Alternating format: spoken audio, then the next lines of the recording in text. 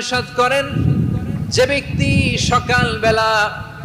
তিনবার তেলাওয়াত করবে আউযু বিল্লাহিস সামিউল আলিম মিনাশ শাইতানির রাজিম, এরপরে সূরা হাশরের শেষ তিনটি আয়াত তেলাওয়াত করবে, রব্বুল আলামিন ওই ব্যক্তির জন্য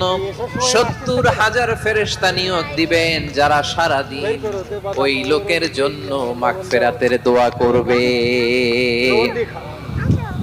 শুধু এখানেই শেষ নয়, বিশ্বনবী ফরমান ওয়া ইন মাতা ফি যালিকাল ইয়াউমি মাতা শাহীদান, ওই দিন যদি ওই ব্যক্তিটা ইন্তেকাল করে সে শহীদ হয়ে কিয়ামতের দিন আল্লাহর সামনে দাঁড়াবে। সকালবেলা যদি পড়েন তিনবার আউযু বিল্লাহিস সামিউল আলিম মিনাশ শাইতানির রাজিম তিনবার পড়ে সূরা হাশরের শেষ তিন আয়াত যদি তেলাওয়াত করেন, তাহলে আপনার জন্য আল্লাহ তাআলা ৭০,০০০ ফেরেশতা নিয়োগ করবে। সারা দিন তারা আপনার জন্য মাগফিরাত